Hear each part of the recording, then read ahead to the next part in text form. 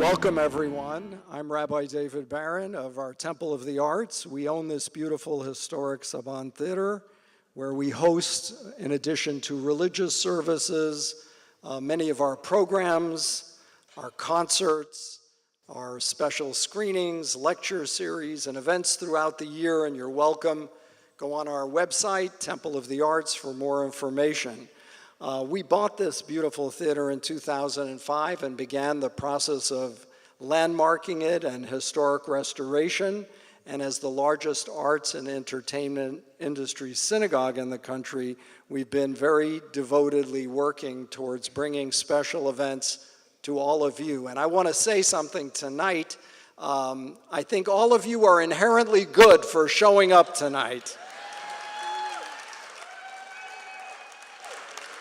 You didn't listen to the maestros of lockdown, and you didn't listen to the fear of monkeypox, and you came out, and I want to commend you and thank you for doing so. So give yourselves a nice round of applause. It's great to see unmasked faces finally, and we hope that will continue. So, an affirmation for this evening. I will take the time to listen to the perspective of other people and truly consider their point of view. Let's adopt that affirmation tonight. And in this world of political correctness and cancel culture and cancellation of people's views, say we have an open mind. And tonight we're very fortunate to hear the topic, Are Human Beings Inherently Good?, discussed by two really leading lights in our community, and I'm thrilled to have them with me, Dennis Prager and Rabbi Pini.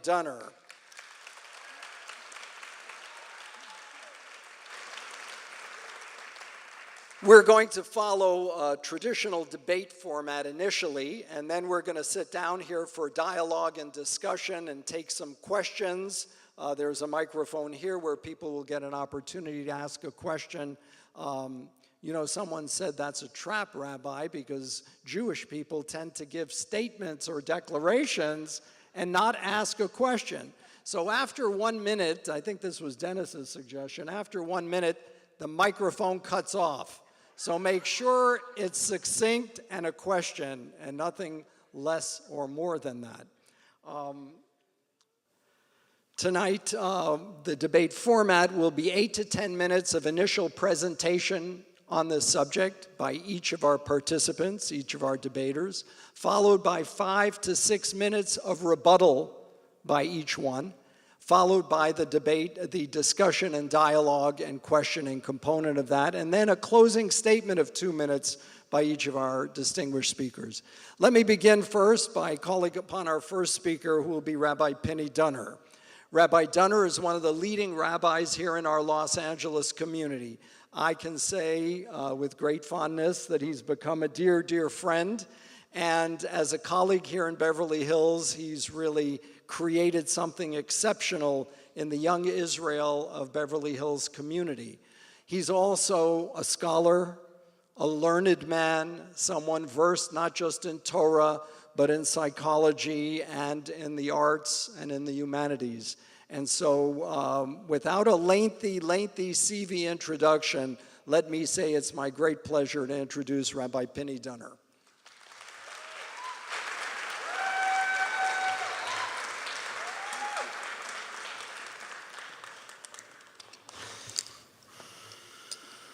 Thank you so much, Rabbi Baron, for your very warm introduction and for moderating this debate. I just love Rabbi Baron, so it's a pleasure to be here.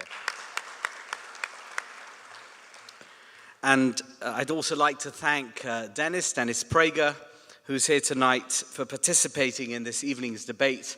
Hopefully we'll make some headway on this very heady topic. But let me not waste any time on preliminaries. Let's dive straight into what we are here to consider. Tonight's discussion has been dubbed the Great Debate by those who promoted it online and elsewhere.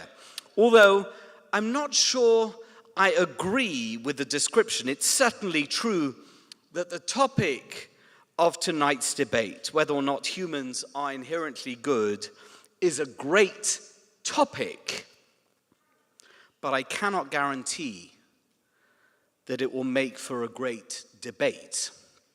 That remains to be seen.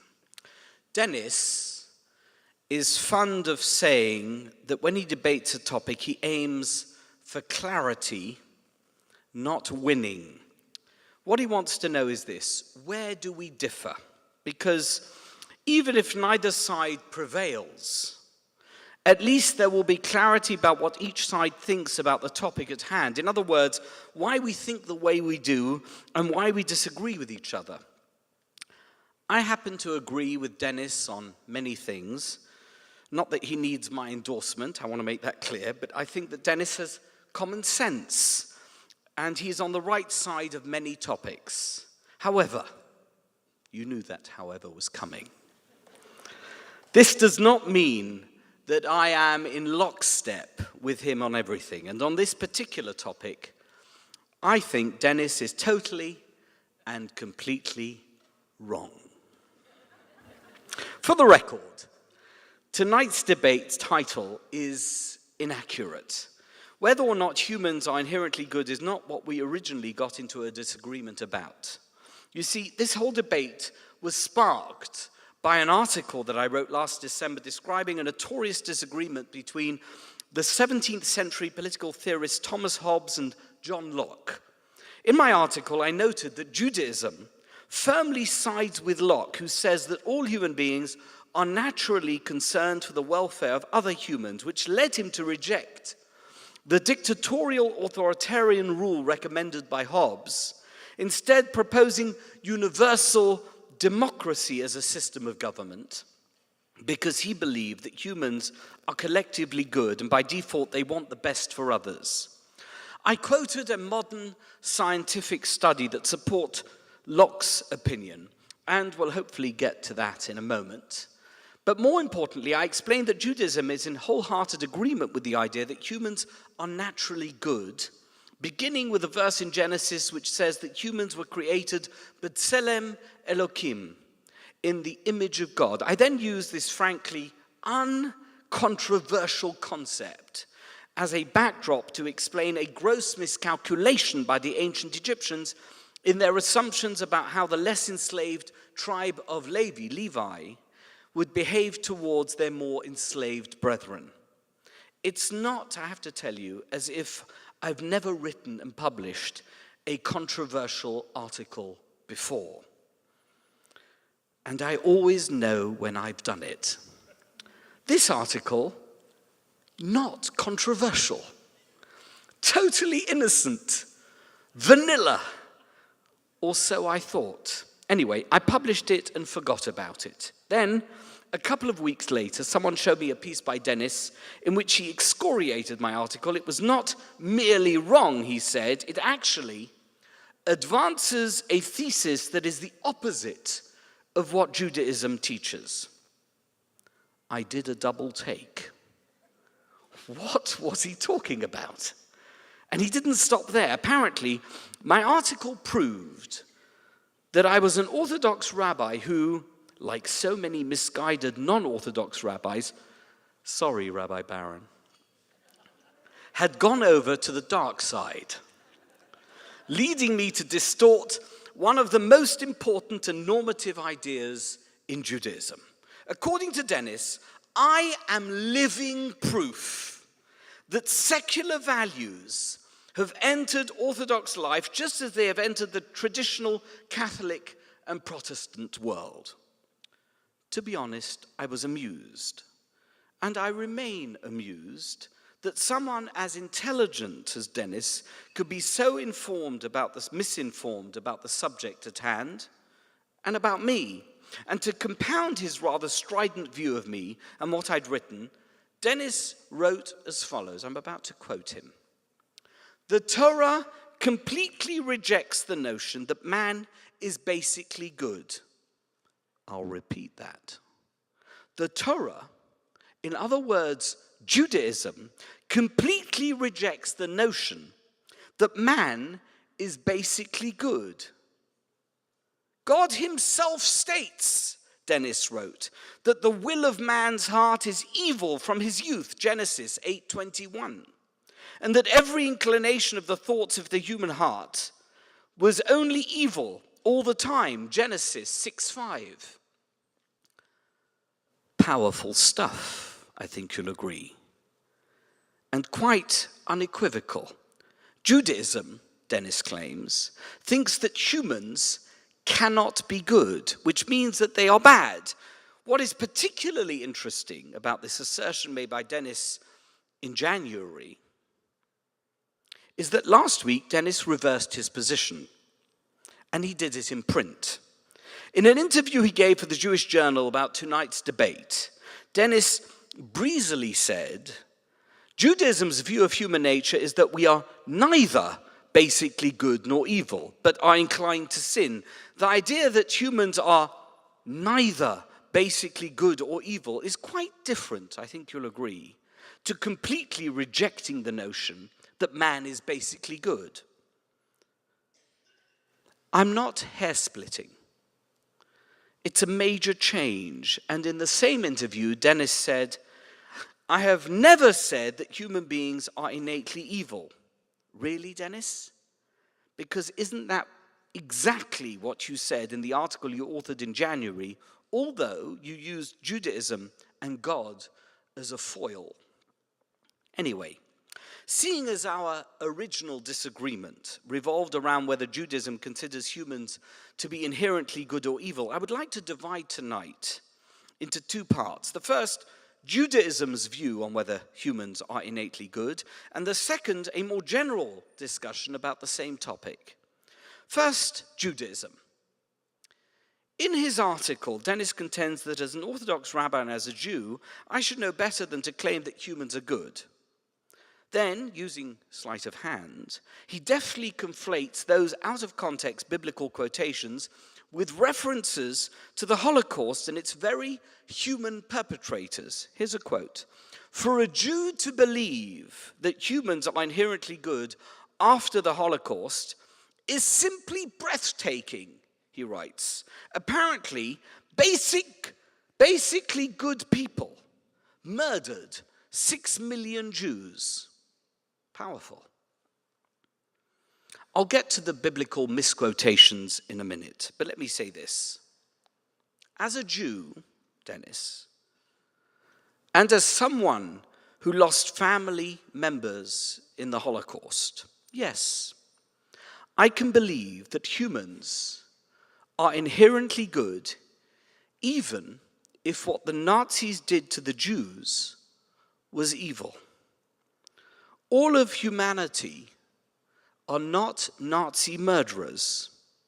And to use Hitler and his henchmen, or Stalin, or Pol Pot, or Osama bin Laden and ISIS as proof that we are all evil is about as preposterous as saying that because you know a bunch of people who died of cancer, that must mean we all have cancer.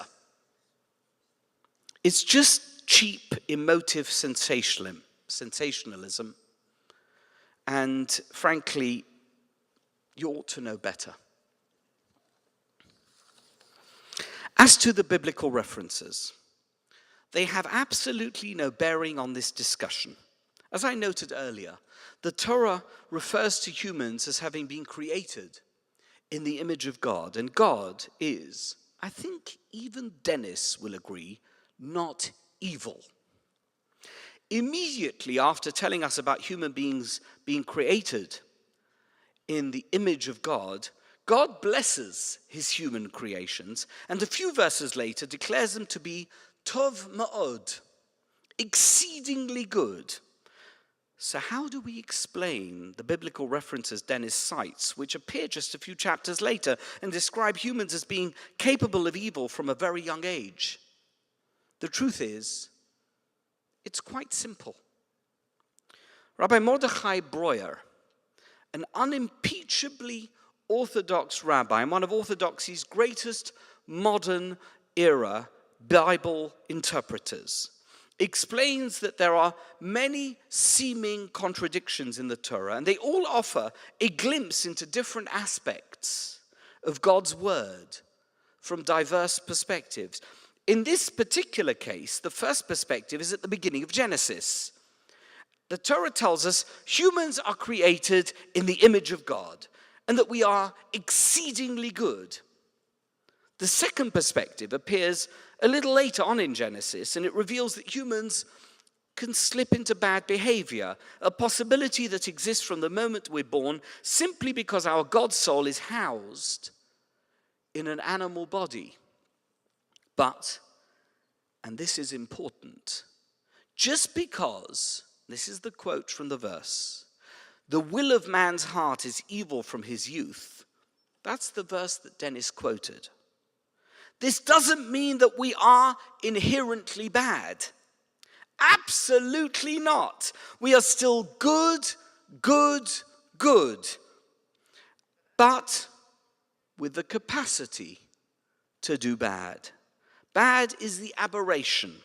Good is the default.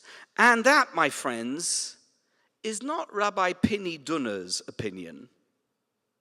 It's the official textbook opinion of a bona fide Orthodox theologian, Rabbi Mordechai Breuer. And what's more, it's not a minority controversial opinion. It's totally mainstream, going back over 1,000 years of traditional Torah commentary. Let me give you some examples. The 16th century commentator, Don Isaac Abarbanel, considers the sin of Adam and Eve eating from the tree of knowledge of good and evil to be an aberration. Earlier commentaries, Ramban, Nachmanides, and Rabbeinu Bachya, suggest that the power to do bad entered the human experience when Adam and Eve ate the forbidden fruit, but they nonetheless remained good, only that now they had the power to do bad. The late 18th, early 19th century rabbinic giant, Rab Chaim Volozhin, says that the sin of eating the forbidden fruit made doing bad simpler. But once again, this does not mean that humans were created bad, nor does it mean that by eating from the fruit of that tree, Adam and Eve became inherently bad. And the list of traditional commentaries with this perspective goes on, but my time is limited. Not up, but limited. The point is this. Do you know where the idea of humans being inherently evil comes from? It comes from Christianity. According to Christian doctrine, after Adam and Eve, all humans were born in a state of sin. This is known as the doctrine of original sin. Adam and Eve, as it were, transmitted their sin and their guilt to all of their human descendants. And this original sin doctrine has been the prerequisite for the Christian understanding of Jesus' crucifixion and his atonement for the sins of humanity on the cross. Dennis often talks about a concept that has gained wide popularity, referred to as the Judeo-Christian tradition.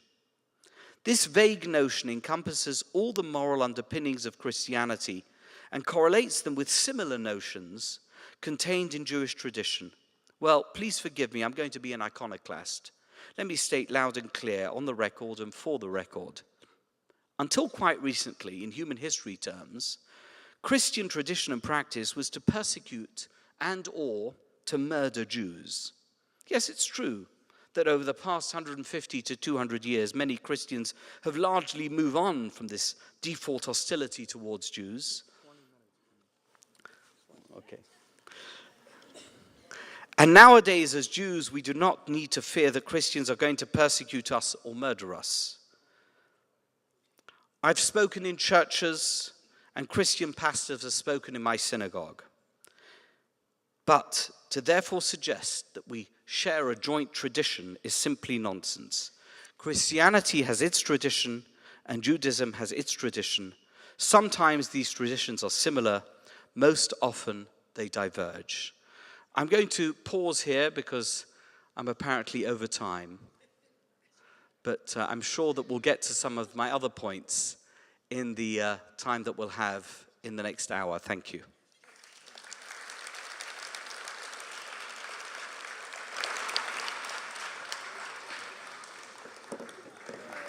Well, it's a novelty that a rabbi only went over by 15 minutes.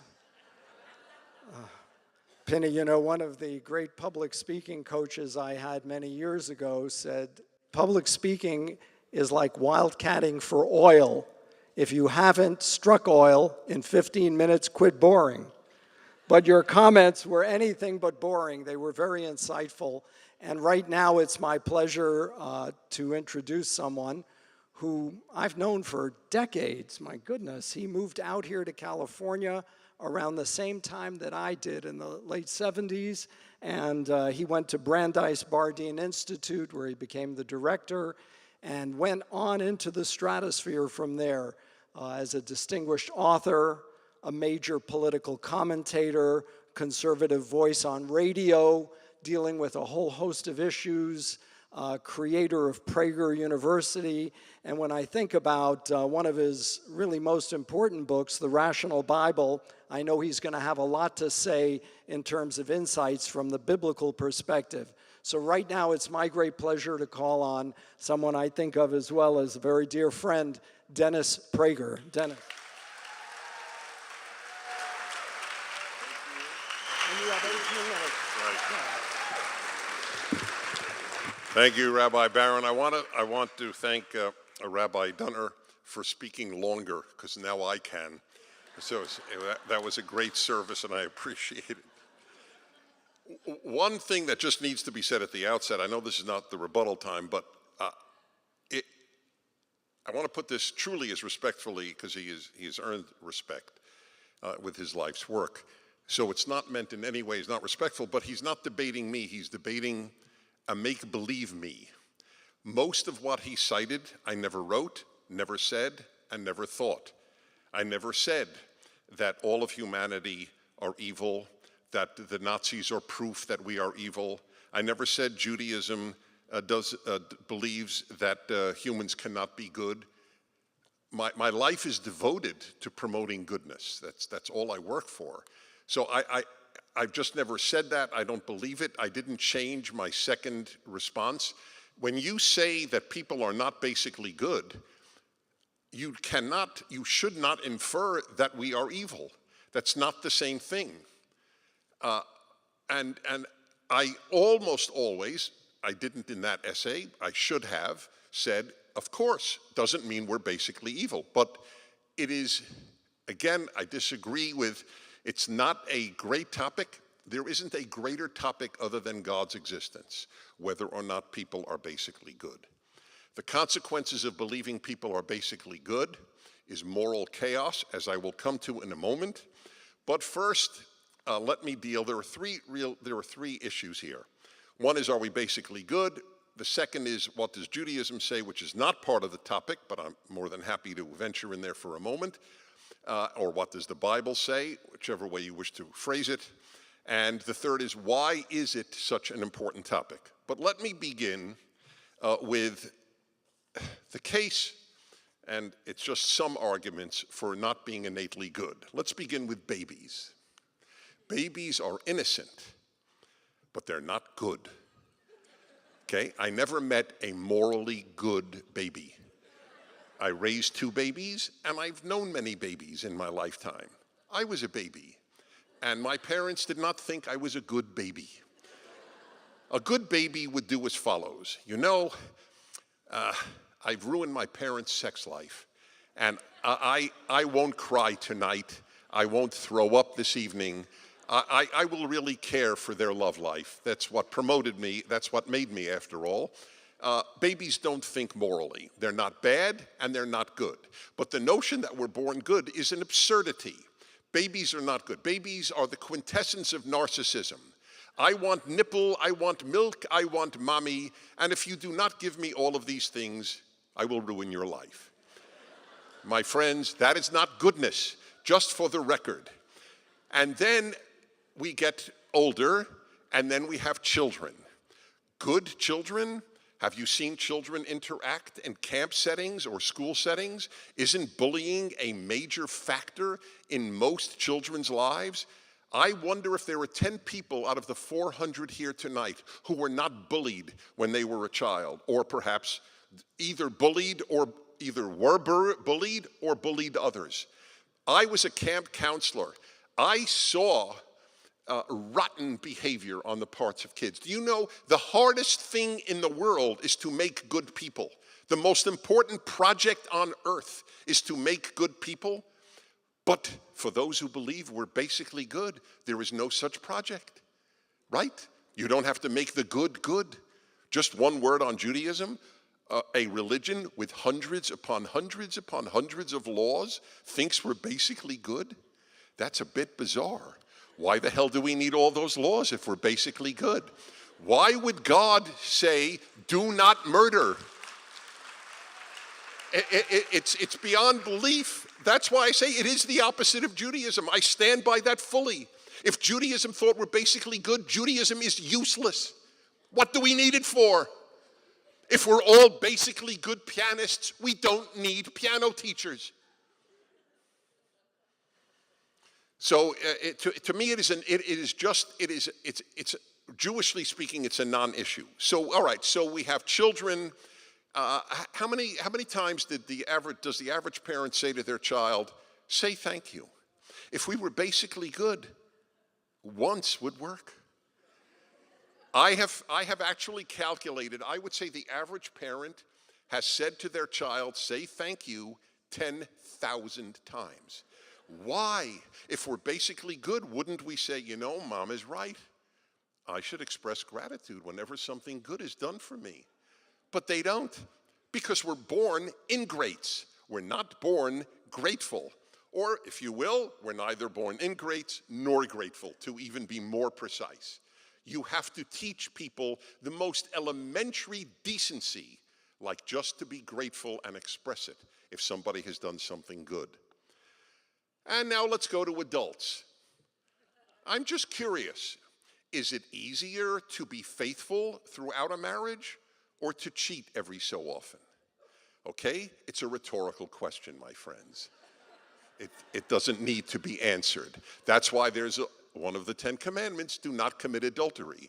Because the temptation to commit adultery is one that people fight, especially men and increasingly women, their whole life. That is it. The reason I am convinced the reason people want to believe we're basically good is because this sounds depressing. I will prove to you that it is actually a major source of happiness to know that people are not basically good, but I will come to that in a moment. But let's just again understand that in adult life, one has to suppress the urge to have an extramarital affair. That is the natural human being. It gets worse.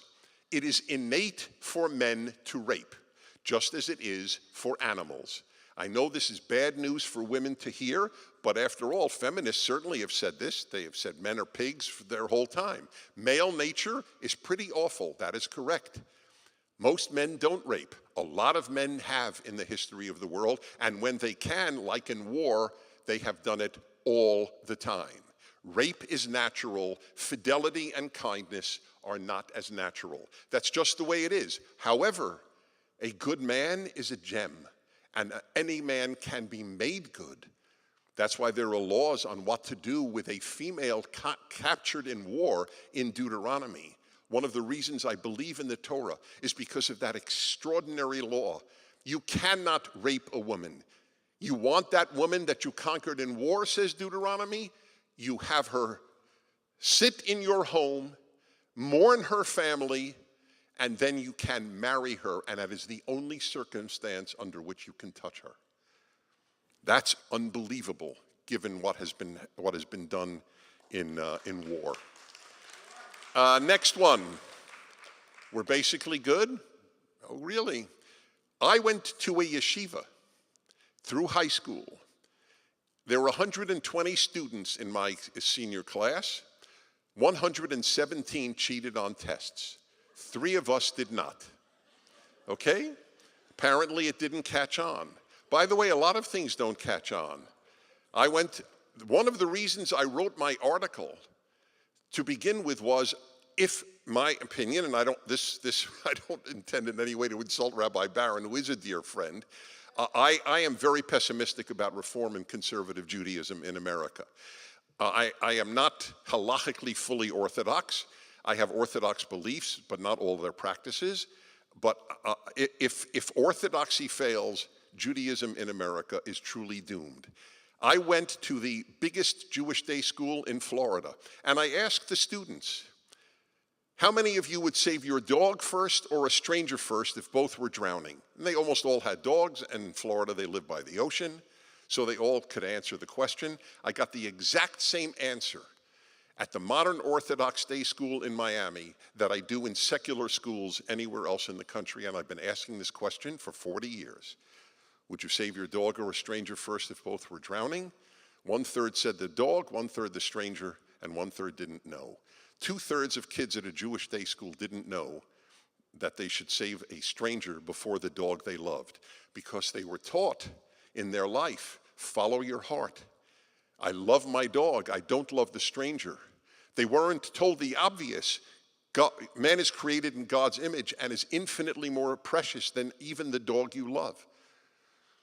By the way, same thing happened with a Christian school in Orange County at the Nixon Library. I asked these Christian kids the question, same exact answers as at secular school.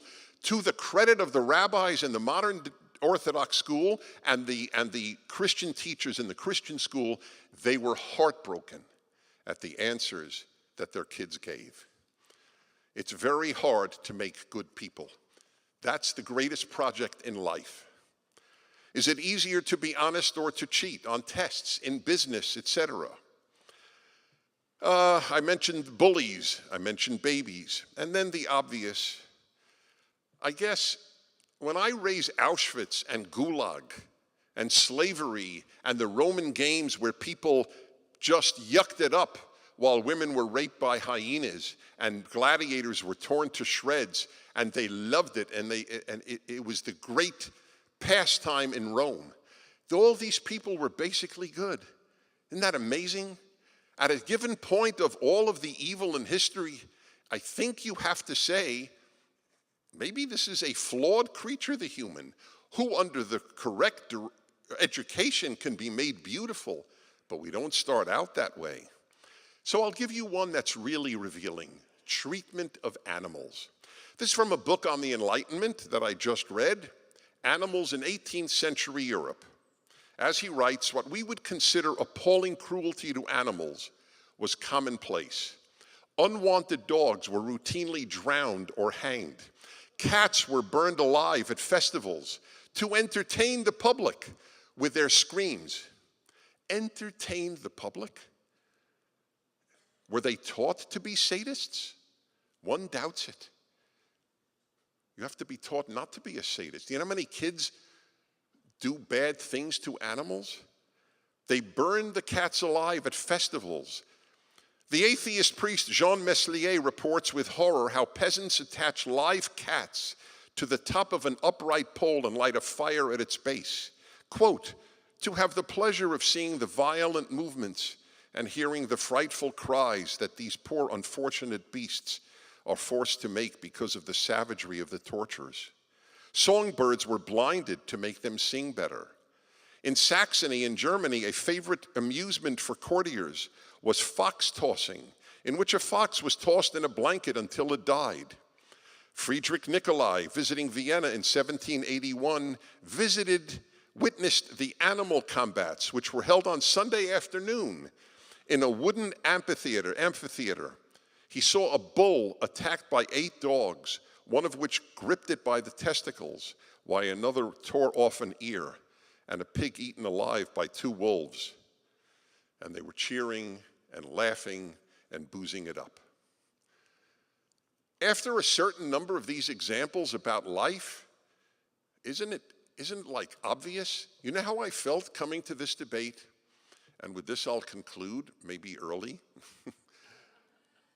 I was invited to Oxford, to the famous Oxford Debating Society, and you could see it on YouTube. And the topic was, which is the greater obstacle to peace in the Middle East, Hamas or Israel?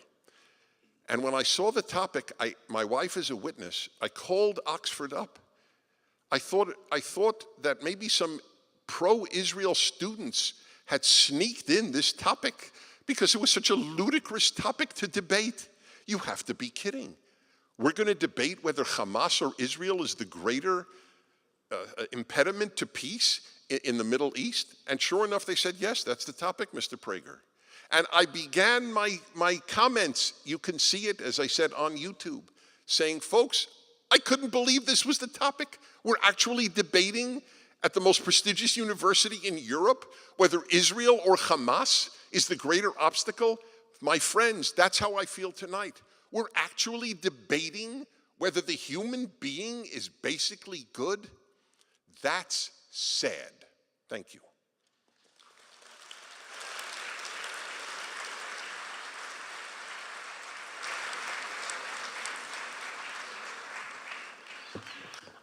The next portion of the program is going to be a rebuttal. First, a rebuttal from Rabbi Dunner and Pini, 8 minutes, not a minute more. And then Mr. Prager, Dennis, 8 minutes for rebuttal as well. And then we're going to sit down here in these 3 chairs and have an opportunity for dialogue and discussion back and forth and taking some questions. So I'll begin with the first rebuttal, which will be Rabbi Dunner. Thank you so much. Thank you, Rabbi Baron. Thank you, Dennis. Dennis, you seem to have a problem with babies. It upsets me. I love babies, but you're always talking them down. I'm going to quote you because everyone needs to hear what it is that you say about babies. We're born with real potential to do good, but we are not basically good. Take babies. You heard him say it. Babies are lovable and innocent, but they're not good. Those were Dennis's words, right? You heard it. Babies are entirely self-centered. I want mummy. I want milk. I want to be held. I want to be comforted. And if you do not do all of these things, immediately I will ruin your life. I left one word out. That's not goodness, says Dennis. That's narcissism.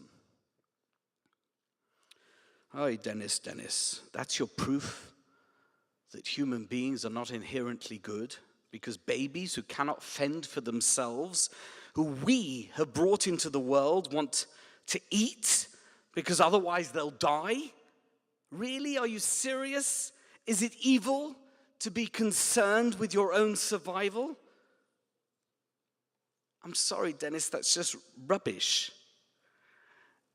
To equate a baby's instinct to survive with not being good, in other words, somehow babies they're in the spectrum, right? At one end of the spectrum are babies, and at the other end of the spectrum is Hitler and Osama bin Laden. Really? That's the proof? It doesn't make any sense. It's superficial. It's ridiculous.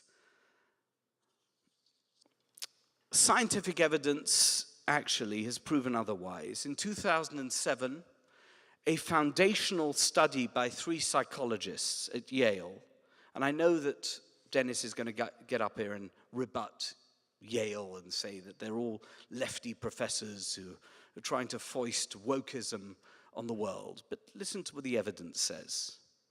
They discovered something amazing about something called pre-verbal babies. Pre-verbal means babies who have not yet learnt to speak. In other words, they've barely emerged into consciousness. Now listen to this. The evidence shows that these babies, all the babies in the study, were aged 6 months to 10 months, tend to take into account an individual's actions towards others when they evaluate whether or not that individual is appealing. That's just amazing. The same babies that Dennis considers to be not good, they want people who they are surrounded by to be nice to other people. They're not selfish. And given the chance, they share and they smile. And I know that Dennis spoke about bullying. That's, of course, older children.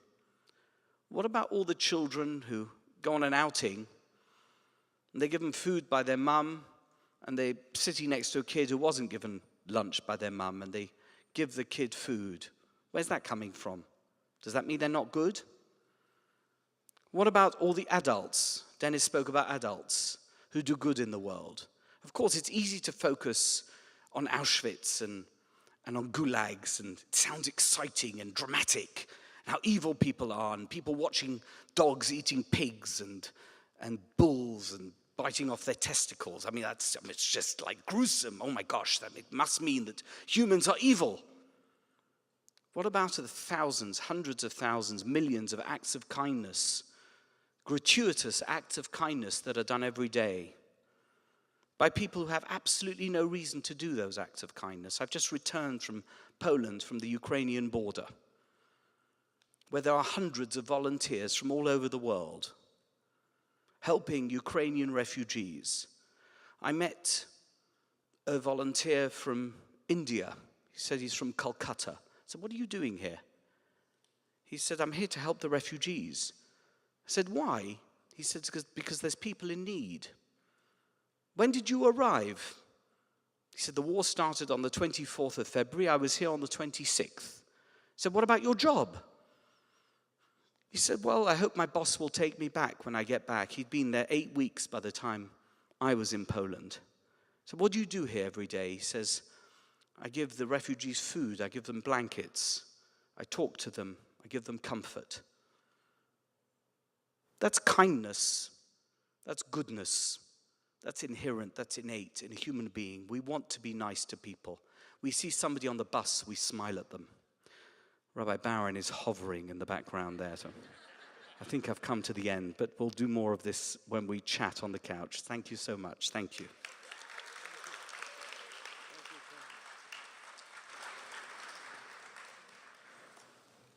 Dennis, 8 minutes. Rebuttal. Did he go over? I want to go over. No, he did. Okay. I don't know why it's not clear that I actually think there are good people. So this constant reference to that there really are some good people is not a rebuttal to anything I said. But so rather than even rebut right now, I'd like to add things that I didn't say earlier that are important. The rabbi wrote twice in his own article and then in the Beverly Press. After this debate, it will be clear that humanity has everything to be hopeful for and positive about.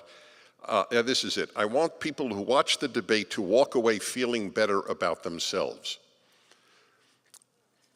I think that's a big part of why the rabbi and many others want to believe that people are basically good.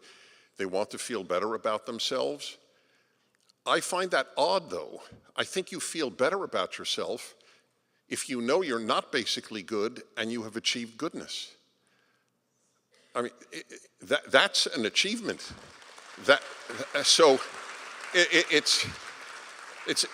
It's a bizarre way of looking at life. I'll tell you another benefit in terms of happiness, and I'm a happy guy, and I'll tell you a big benefit of the understanding that people are not basically good.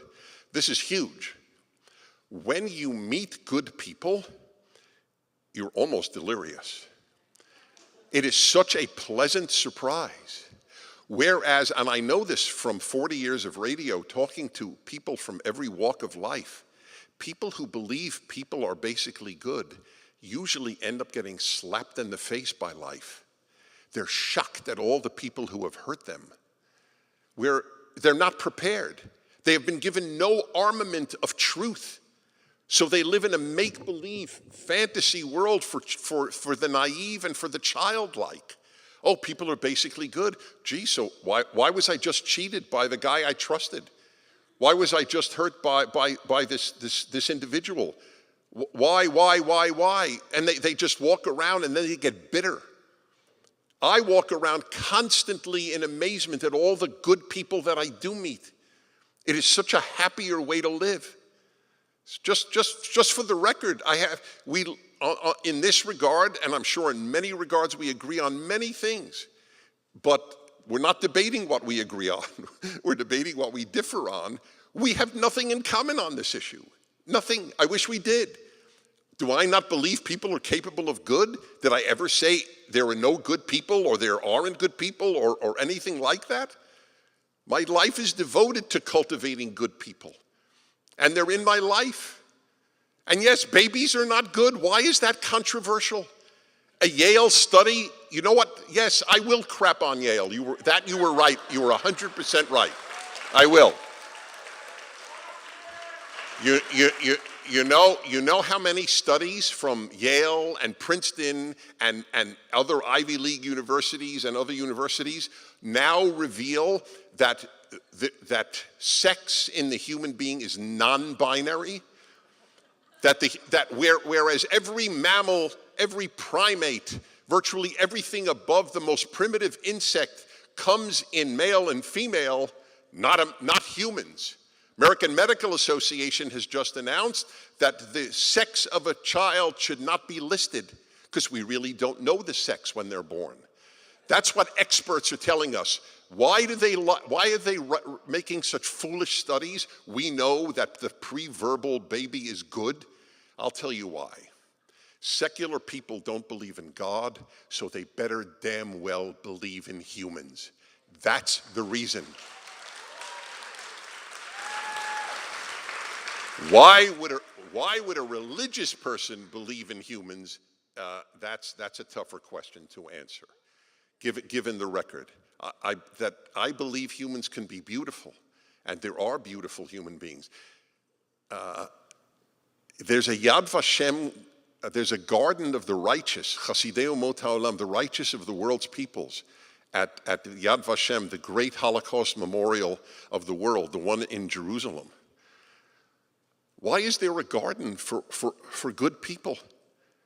Because you could fit all the names of the good people of the 1940s in a garden. That's why. There were good people. You know that I have spent much more of my life studying goodness than evil? And you know why? Because I know that real goodness is an aberration compared to evil. That's why. People are afraid, people are cowardly, people have to fight their own instincts. It's a battle to be good. It's a battle to be sober. It's a battle to be faithful. It's a battle to be honest. What's wrong with that? It's a beautiful task in life to try to achieve that and to raise our children to want to be like that.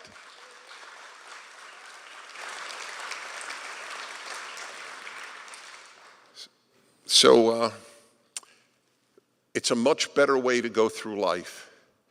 You can't cure cancer if you deny that people have cancer. You can't cure moral cancer if you deny that we have it. We'll continue. Thank you.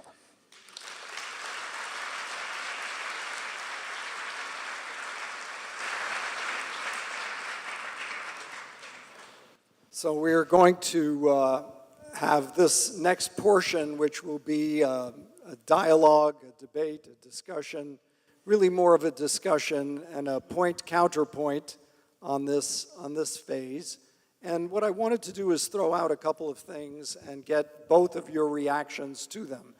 The first is, there's a Native American story about a young boy who turns to his father, and the father says to the young man, you know, there are two wolves inside of each and every one of us, and these two wolves do battle endlessly.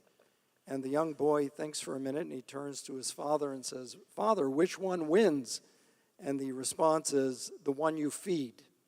And I personally believe that in Jewish tradition, we have this kind of conflict between good and evil in what we call the inclinations, the Yetzer HaTov and the Yetzer Hara, the evil inclination and the good inclination.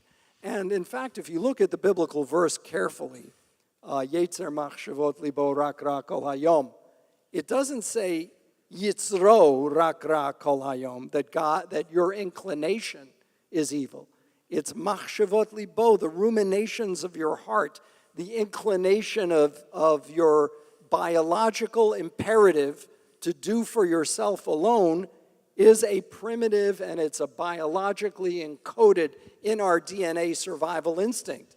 And that has to be overcome with sharing.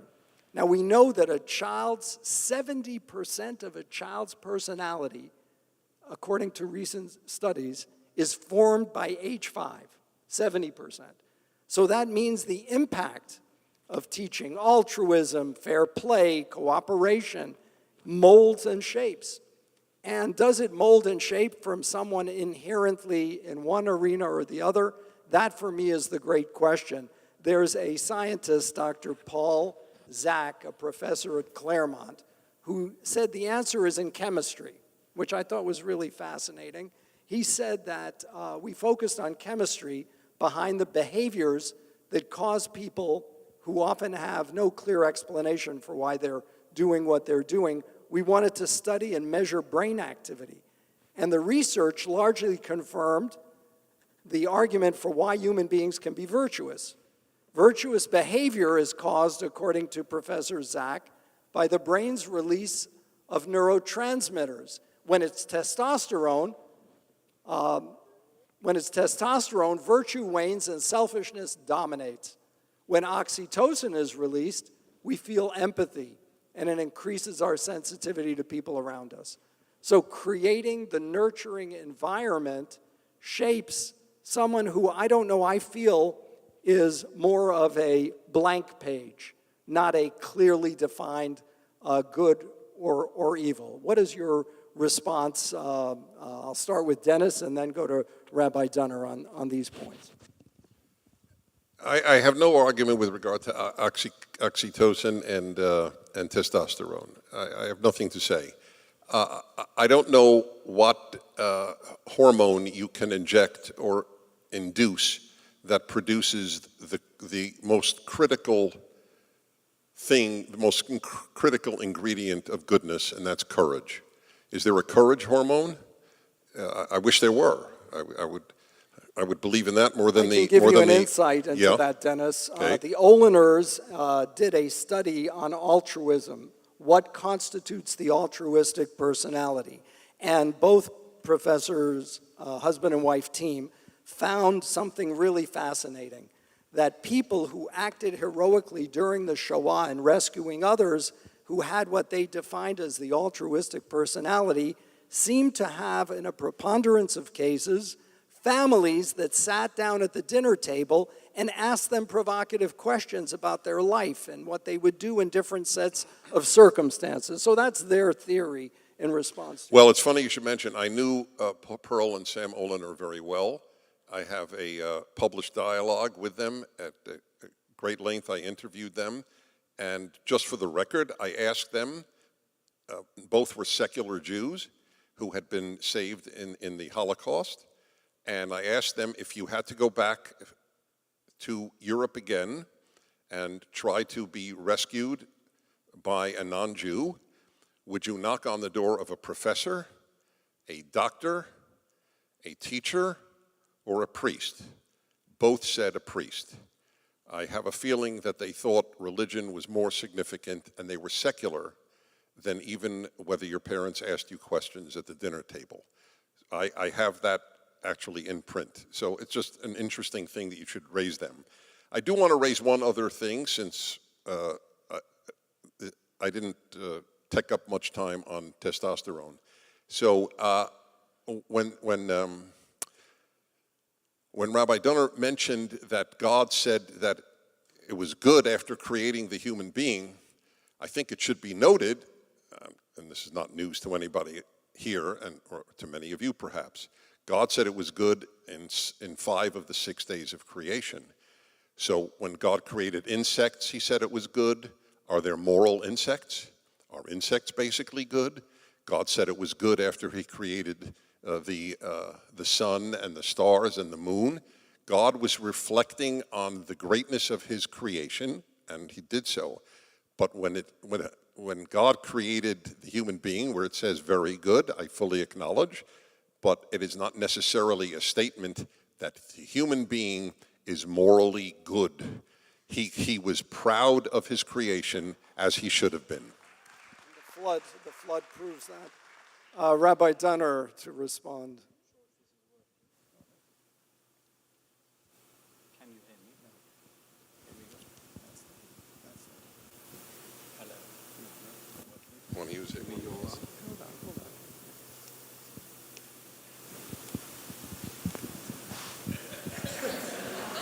Thank you, Rabbi Baron. I'll give it back to you, I promise. I'm not convinced by the chemical argument. Chemistry definitely plays its role, but it plays its role in everything, as do genetics, as do, it's the nature-nurture thing, isn't it? But I do think that we have a neshama. We say every morning in our prayers, Neshama shenatata bi tohorahi. The soul that you gave to me, God, is pure. That soul needs to be nurtured spiritually, not necessarily with chemicals or good meals, or even necessarily the type of nurture which is parents telling their children to say thank you. It's a different type of nurturing. It's a spiritual nurturing. And I do think that inherently people aspire to goodness.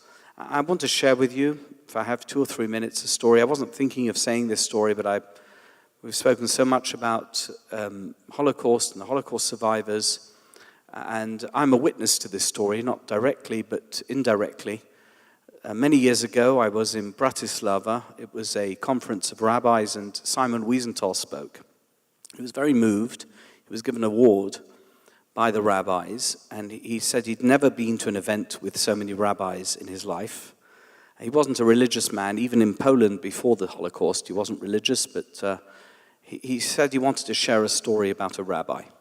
And he said when he was, after the war, he'd survived, and there was a rabbi who came from America. We happen to know that that rabbi was a man from Cincinnati called Rabbi Eliezer Silver. And it came to that time of the day when one has to daven mincha. We just daven mincha a few moments ago. And Rabbi Silver said, can we have a minyan? Is there a minyan here? Do we have a few people who want to daven mincha? And he tapped Simon Wiesenthal on the shoulder and said, would you join us for the minyan? He said, definitely not. I will never join a minyan in my life. And Rabbi Silver said to him, why not? So he said, because I had an experience in the camps that put me off religion forever. There was this man who had a siddur. He'd smuggled in a prayer book to the concentration camp, and every day people would ask him for the siddur, and he'd say, yes, if you give me part of your ration, I will give you my siddur. And he turned the siddur, this prayer book, this religious artifact, this religious experience of praying, into a commodity, into something commercial. And it sickened me so much, I just can never pray again. And Rabbi Silver said to him, how many people each day would ask this man for the siddur? He said, they would line up every day and they'd give them their piece of bread and they would use the siddur. He said, you fool, why are you looking at the man who traded the siddur for pieces of bread? Why not look at all those people who lined up every day and gave their crust of bread so that they could pray?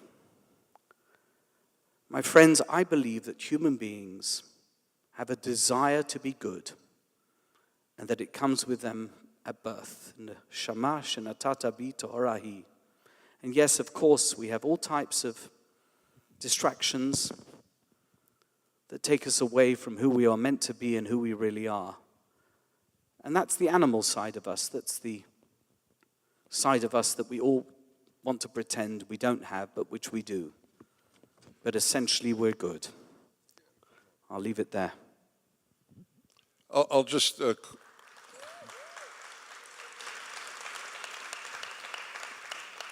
word about the soul.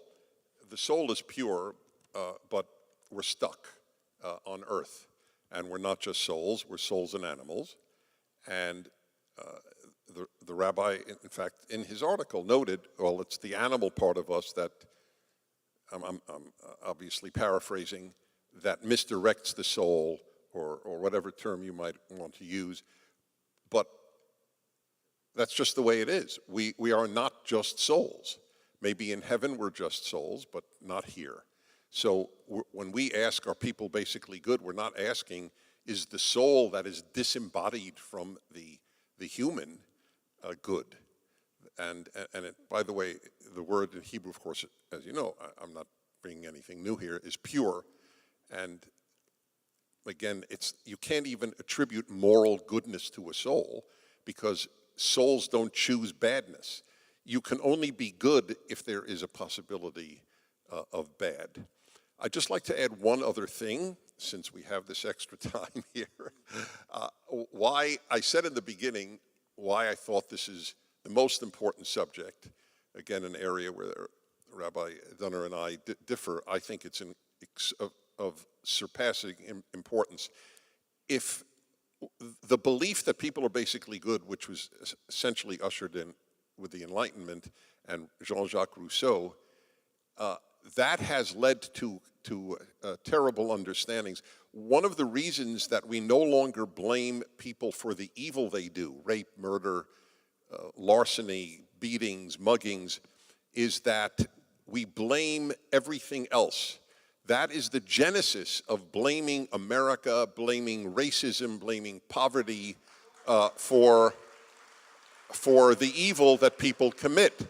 After all, if you're basically good, if a car is just terrific, but it keeps running into people, you have a choice. You could say, well, it's a flawed design, or people don't know how to drive it, which is probably the best way. We don't know how to drive ourselves unless we are taught how to do so.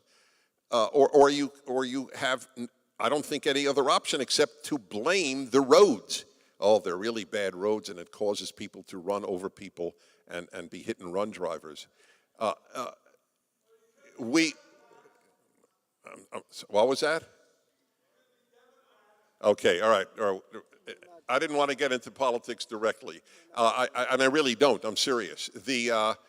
But it is very important, this issue. If you think people are basically good, which is at least half of America has bought this notion, they don't teach their children goodness. They spend all of their time telling them to get into a good college, not to have good character. How many parents have said to their child, I care more about your character than whether you get into a good college? It's so small. And why? Because they believe they're basically good. All they need is love. So we'll love them up and tell them to study hard, and we'll get a terrific kid. But they don't get a terrific kid out of that. They get well-educated barbarians. What a colleague that is what is happening. So I'm going to read another quote from a fascinating article, and I'd like each of you to respond in 2 minutes, and then I'm going to go to the audience for a few questions. So according to one of the authors, we are a highly adaptive species, and the biological answer on whether we're moral or immoral is that we have evolved behaviors that increase our chances of survival and reproduction.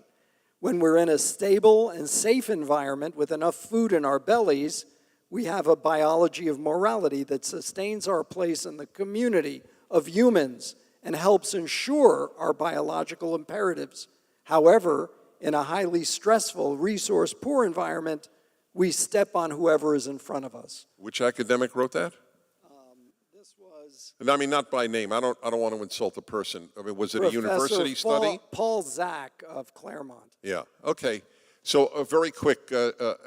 how do you explain Madoff? If having all our physical and other material needs met gives us a safe environment to be kind, how do you explain all the rich crooks? This notion, this is typical of the nonsense your kids learn at a university, that the genesis of bad behavior is material insecurity. That's what they said about the 9/11 murderers, terrorists. Oh, well, the genesis, this was in almost all our universities, the genesis of Islamic terrorism is poverty. It turns out, though, that every single one of the murderers of 9/11 was from an upper middle class home in Egypt or Saudi Arabia or elsewhere. If poverty causes crime, then wealth should cause decency. But it doesn't, does it? I don't know. I'm not sure if that's a generalization or not, because the question is you'd have to do a study of sated people, not necessarily wealthy or uber-rich people, and determine if their tendencies were more towards exploitation and violence towards others or less inclined to be that way. And so that study I don't think has been done yet. I think it's been done every day in the newspaper. I think the upper middle class, upper class is destroying this country much more than the poor people are. That may be their political belief system, but in any event, Rabbi Dunner, I know you countered Dennis's comments about the Shoah, but we can say that humanity has assembled a horrifying rap sheet over the past 5,000 years, and especially if we look at the 20th century. And the point that I wanted to piggyback on Dennis's point was I met Father Patrick Dubois, who wrote the book Holocaust by Bullets, and he described in great detail how many of the communities rallied with the Nazis, not to hide their Jewish neighbors, but to assemble them and bring them out for execution. This happened in the Ukraine, in Babi Yar, most infamously, but throughout that whole region of Belarus during the early days of the Nazi incursion. Furthermore, we know, for example, that these kinds of atrocities occurred on a grand scale. Daniel Goldhagen writes in his book, Ordinary Germans, that how could these Germans sit by and say they had no knowledge of what Hitler was doing when he had been speaking so publicly? So when you look at that kind of brutality by the rank and file person, how can you say that people are inherently good? I need your microphone.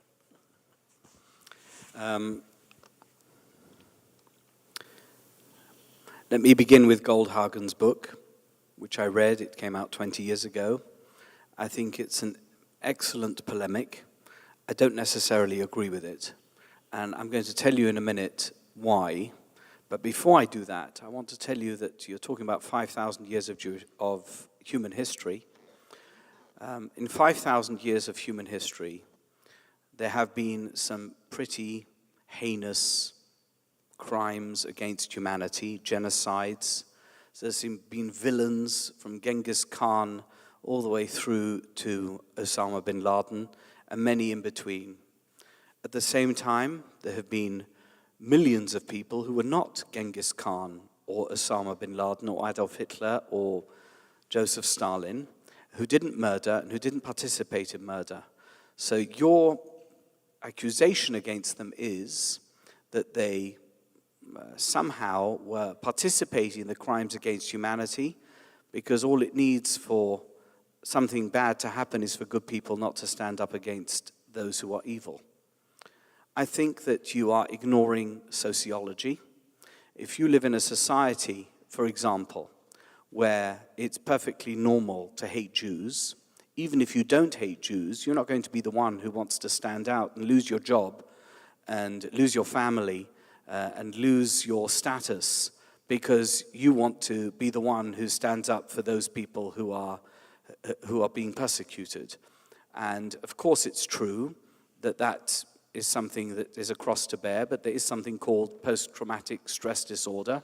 People who do participate in somehow by association in evil, or perhaps sometimes actively in evil, do suffer from trauma afterwards, but the vast majority of people are not murderers. Those who are have succumbed to evil, have succumbed to the animal side. But usually people are not comfortable with murder. They're not comfortable with doing evil things. But let me come back to the original point, which is this. Yes, there were people who actively engaged with the Nazis, supported them, and murdered Jews. I'm a living example of those who didn't. My mother was born during the Holocaust in 1941. My grandparents had no idea what to do with her, and they gave her up to a non-Jewish couple who took her in Holland, nurtured her, looked after her, to the extent that the man in the couple began to participate in partisan activities, was arrested, never gave up my mother, went to a concentration camp, came back after the war, and gave my mother back to her parents. There are people who do incredibly kind things.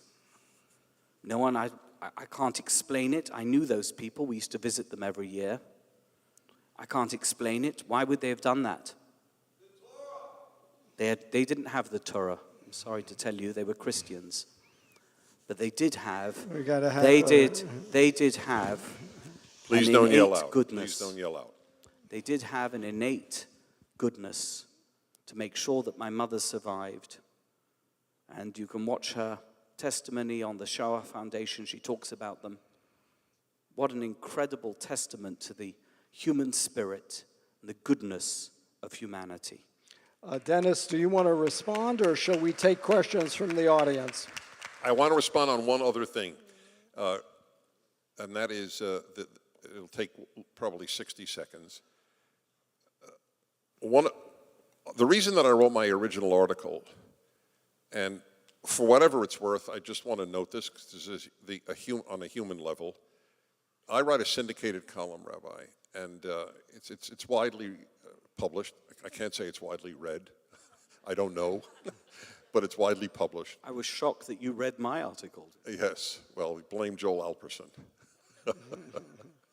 who made this all possible in every way, and we thank him tremendously. Great efforts that he made. That's true. Thank you, Joel, wherever you are. Thank you. So the reason and it was noted, and I don't want to belabor that point at all, was that it bothered me that an Orthodox rabbi would have written this for the reasons that I said earlier. But I just want to say, you cited the two Genesis lines, and I don't know why they're not dispositive. God saw how great was man's wickedness on earth, how every plan devised by their minds was nothing but evil all the time. The inclination of man's heart is evil from his youth. Pirkei Avot, the great chapter of ethics in the Talmud. Who is the strong man? The hero, the strong man, the one who conquers his urge. The strongest man, the Gibor, the giant, is the one who conquers his urge. But that urge is external, Dennis. That urge is external. It's not internal. You can conquer it because you're inherently good. You have the power to conquer something that is inherently... All right. If that's how you understand it, I won't argue. The word is actually yitzro, your nature. Yeah. Pray for the welfare of the government, also the Talmud, for if not for fear of the government, people would swallow each other alive. From the Torah, or from the Tanakh actually, well, from the Torah, do not follow, said by religious Jews multiple times a day, do not follow your heart or your eyes, after which you prostitute yourselves. The Hebrew Bible trusts the heart as much as I do. Jeremiah 17:9, the heart is deceitful above all things and beyond cure. Who can understand it? The human heart is the most deceitful of all things and desperately wicked. If you don't like that translation, here's the Jewish one from JPS. Most devious is the heart, it is perverse. Who can fathom it? Rashi on the Jeremiah verse. Rashi.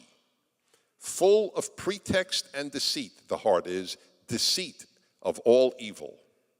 Okay, just thought I'd give some Jewish All right, background. we're going back and forth with verses. I want to make a quick announcement. If you have a question, you can line up here at the microphone, and please keep it succinct to 1 minute, or we cut the mic off. We want to hear your question, and direct it either to Dennis Prager or to Rabbi Dunner or to both of them. Please, let's begin. Or to neither.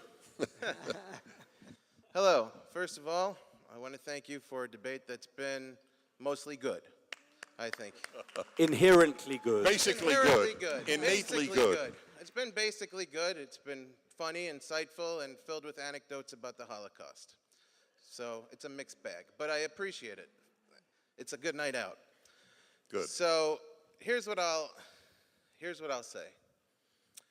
My thinking is, and I'd love to direct this to both of them to hear what they have to say, is that people are inclined to good, but it's the education that people receive that can pervert their idea of what's good into evil action.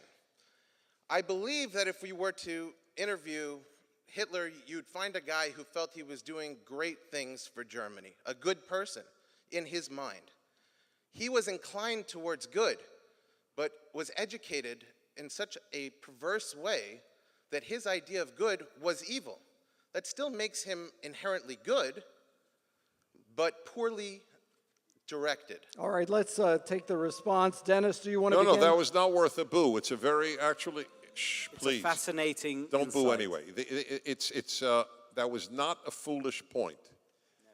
I have grappled with that much of my life, because the fact is, I just wrote this up in my last column, in fact, in another context.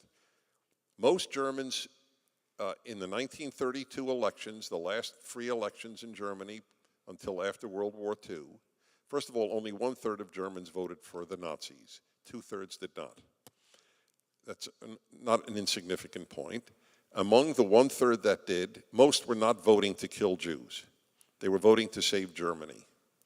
So there is, and we know that because Hitler actually toned down anti-Semitism to get more votes among regular Germans, because it was not, and I agree with you, I don't think Goldhagen, his thesis about Germans is a fair one. It's the human problem more than the German problem, in my opinion. So it's a very fair question. All it does, though, is prove how difficult making good people is. If people could delude themselves so easily into doing spectacular evil, that was the famous Milgram experiment. If people could, at Stanford, if people could delude themselves into thinking they're doing good so easily while they are doing bad, it's a bizarre thing to say we're basically good. There is something wrong with our ability to assess goodness that is intrinsic to us if we think that we're doing good by building Auschwitz. All right, Rabbi Dunner, would you respond to this gentleman's Very quickly, previous I'm question? going to say that there is a psychologist, he's a professor of psychology at University of Massachusetts, Amherst, called Irvin Staub. He's emeritus, he's quite old, he's in his 80s. He defines evil as follows: extreme human destructiveness that is not commensurate with instigating conditions. For example, Jews were no threat to the Germans, or anyone else for that matter, so gassing them in their millions was evil. On the other hand, to go back to the baby example, a baby crying because it wants milk or because it wants its mummy may be annoying, but it's reasonable, it's not evil. He talks about genocide. In fact, he is a great expert on genocide, and he says as follows: genocide results from the perceived frustration of basic human needs and the development of destructive modes of need fulfillment. Basically, Adolf Hitler believed that Jews were evil, and therefore he needed to eradicate Jews from the world. He needed to exterminate them. Let's take the next question. Yes, this fellow right here. Yeah.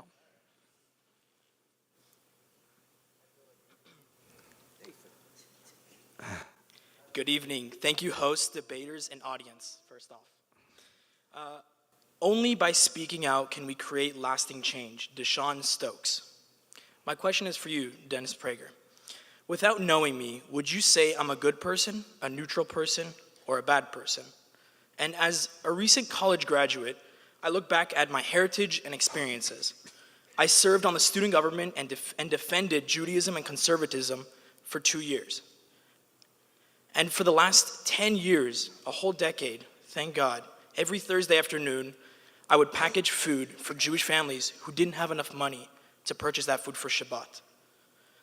My paternal grandfather, a Holocaust survivor, provided for many communities and raised an Orthodox family with the laws and commandments, even though he survived, not lived, survived a living hell. My maternal grandfather, a U.S. Army chaplain who gave his life in 1968 during the Vietnam War on the second night of Hanukkah, also provided for a very All strong right, so we have community. to come to your question, My please. question. I couldn't have come from any better ancestors that gave me the lives of goodness. So how can you claim that I'm not an inherently good person? Well, if you're a person, you're not inherently good. If people are not inherently good, you're one of them. I don't know if I'm inherently good. I know that I was raised with extraordinarily powerful values by pretty strict parents who didn't care what I thought about myself. They cared how I acted, and it worked. And I tried to be a good person. It was very important to me. So I don't walk around thinking I'm innately good. I walk around thinking, I hope I'm good, and I really work at it because I'm probably not innately good, so I really got to work at it. If you think you're innately good, why would you try to be good? Or better.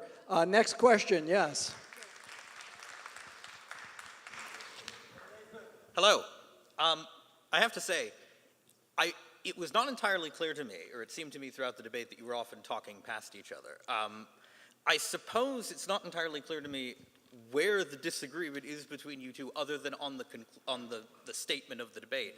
Are humans inherently good? It seems to me, for example, Rabbi Dunner acknowledged that humans have an animal instinct against which we must struggle. And that sounds remarkably similar to what Mr. Prager said earlier regarding, thank you.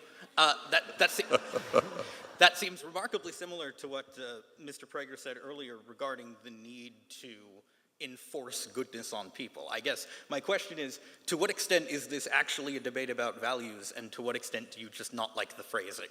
Is this Wait, question so for both? because of the speaker position, I didn't hear the last words. Repeat them to me. Can you, Rabbi? I said, to what extent is this a debate about values or a disagreement about the phrasing of the... That's basically my question. That's what I was... So to what extent it is a debate about values, Is this or I'm really sorry? more a debate about values than the inherent goodness of No. people, all This right? is inherently bad behavior, but I have to say, Okay, I was oh, very wait. You dissatisfied had with... your opportunity. I All know, right, but it's I not didn't fair to get- the people waiting. I wanted... Okay, I I'm know. sorry, it's not fair to the people waiting. I know how badly you feel. Okay. No, it's okay. People get passionate, and it's fine. I understand that. So, okay, so are you asking, in essence, where do we really differ? If he acknowledges, this is what I heard from you, it's always, I do this all the time, and they never have speakers facing here, so you hear much clearer than we do on stage. So are you asking, where really do we differ, since he acknowledges that we in fact can do great evil even though we're innately good, and I acknowledge that we can do great good and great evil? So you want to know where we differ? Yes. Yes, so we differ in what is the raw material. That's what the debate was about. I think the raw material issue is much more important than the rabbi. His first comment was he doesn't think this is that important to debate. You would seem to align yourself, and that's perfectly fine, with the rabbi in this matter. I think it is the second most important question in the world. The first is there a God? The second is how you see human nature. And right. if you see human nature the way I do, then you must spend all day raising good children when you have children in your home, and the rest of your life raising yourself to be a good person. That work is not necessary if I'm already good. Pini. So I would see it quite differently.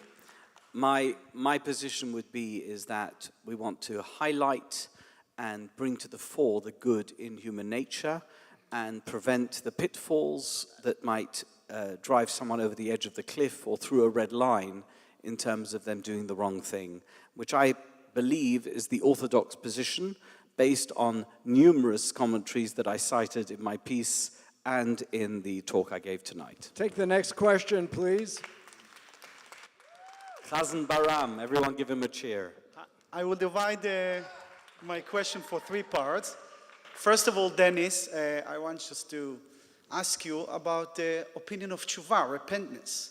Rav Kook said that tshuva, the whole experience of tshuva, is to be connected to yourself because yourself is good, and doing sins, it's a mechanism of disconnected from yourself. He wrote a whole book about that, Orot HaTshuva, which he pictured the idea of repentance in a revolutionary idea, which basically, he said, yourself is good, and what you need to do on Rosh Hashanah and Yom Kippur is to be connected to yourself.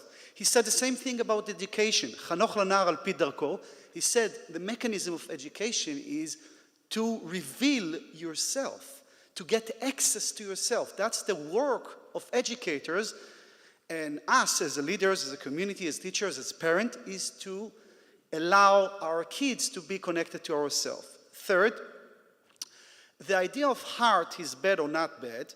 There is a pasuk in Dvarim, umal Hashem et levavcha ve'et levav zarecha la'ava et Hashem Elokav. So you have to circumcise your heart. Rabbeinu Yonah said, on the spot, he has a commentary about the pasuk, he said that the orla is the form part that a man or any human being grows on his heart, and your job is to take the foreign part, which is the orla, and reveal your heart as a pure, good heart, which is a direct contradiction to what you said from Jeremiah. Thank you, Nati. Thank you, Nati. Okay, so all I could say is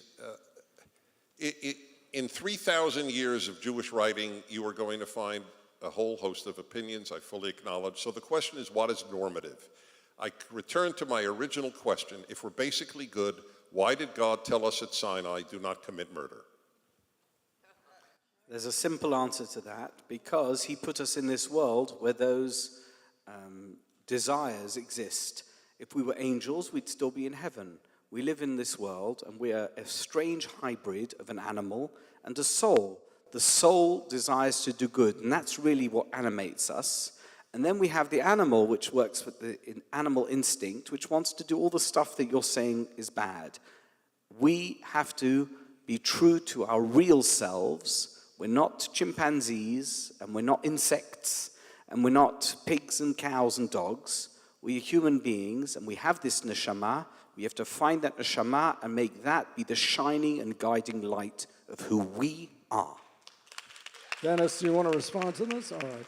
So human beings tend towards addictive behaviors. You know, I know, Dennis, you were talking about these laws that relate to the basic commandments, that because human beings' inclinations, that their tendency to addictive behaviors drives them in this direction, how important it is from an extremely early age to begin to nurture and develop. And I didn't hear either of you talk about the nurture education component of this in terms of shaping from infancy, shaping someone as they grow. I see education as something similar to what Nati just said, which is uncovering, taking the husk off the, like the peanut. In order to get to the peanut, you need to take off the shell. In order to find the real person, you need to take off that shell. And education is making sure that we find ourselves and be true to who we are, as I just said a few moments ago, as opposed to educating us away from our badness, which is, I think, what Dennis believes, because babies are not good, so we have to educate them to be good. I'll take that as your closing statement. Dennis, would you offer yours as well? Well, I think it's clear where we differ. I don't tend toward the mystical in my attitudes in life. I look at the reality, and the reality is that it is harder to be a good person. At times it seems to me that the definition of good was one who didn't murder. Well, not everybody was a Genghis Khan or a Hitler. I never understood those who don't murder as being good. They're just not murderers. There is a great achievement in being a good person, and it is a very hard thing to do. And you must work on yourself constantly in order to do it. Almost nothing good comes naturally. We have the lowest birth rate and the lowest marriage rate in the history of America at this time. among the wealthiest kids who go to college, generally middle class, upper class families, they're not even getting married, which is, if that's not fundamental to being a good person, striving to make a family, certainly in Judaism, it doesn't get bigger than that. Get married and make a family. Torah chupah masim tovim.